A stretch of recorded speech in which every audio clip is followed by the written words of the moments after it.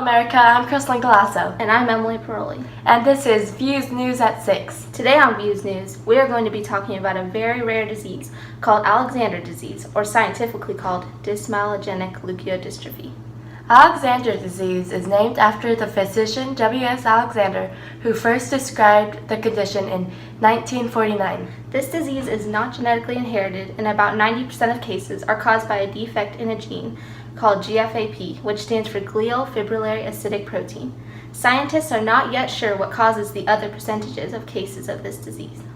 Usually, there is no history of the disorder in the family, and it is very rare for an affected person to inherit the disease from an affected parent.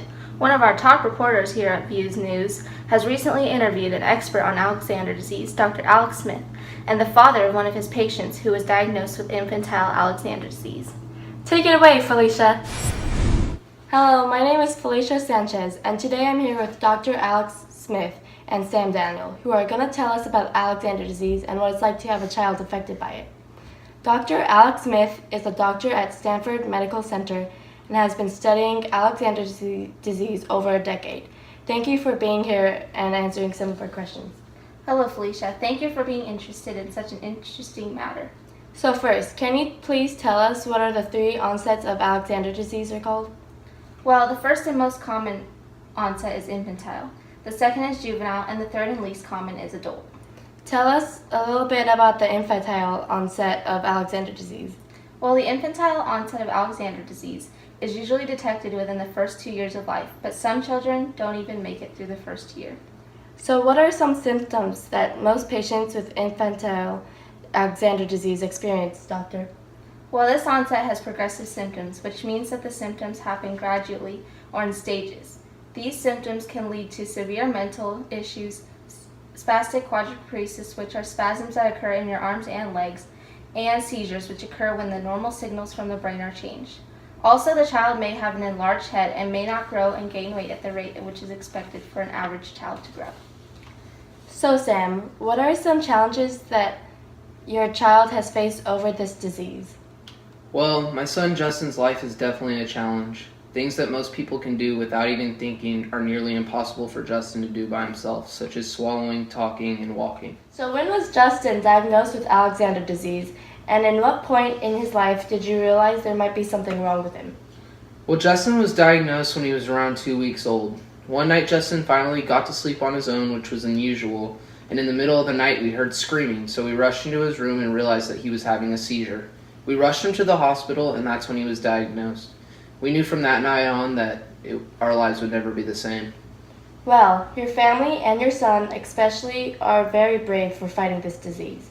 Thank you for being here, Sam. It was a pleasure meeting you and hearing your story. Thank you. Thank you for helping my son. No problem. So we are back at Dr. Alex's office, and she's going to tell us about the second and third onsets of Alexander disease.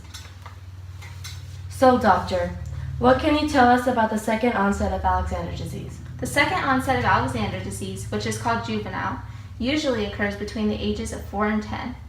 Unlike the infantile onset, which usually affects the brain, juvenile Alexander disease affects the brain stem.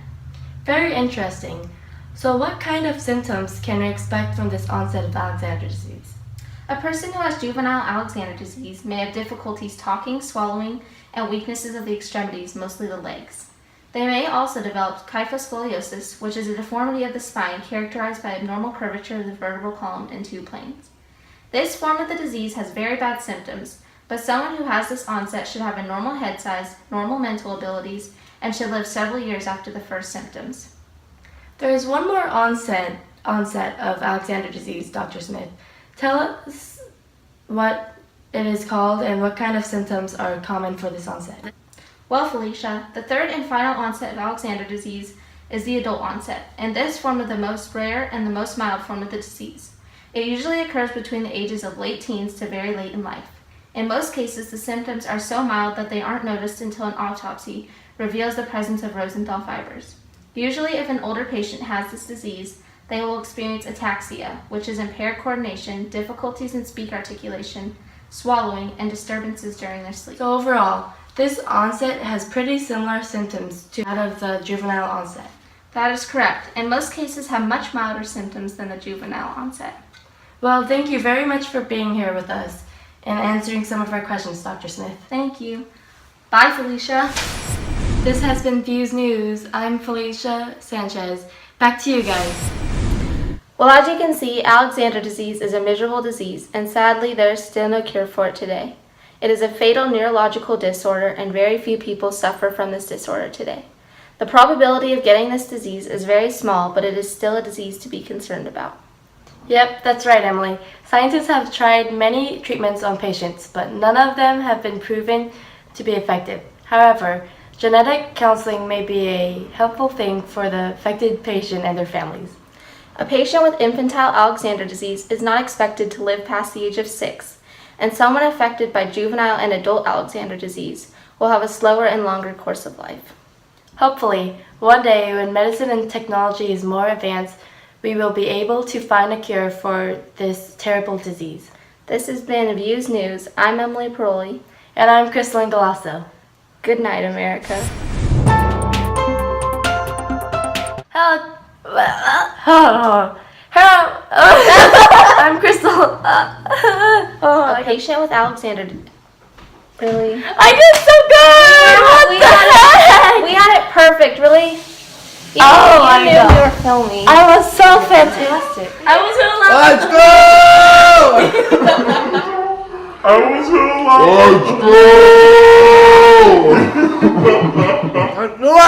You're eating an apple!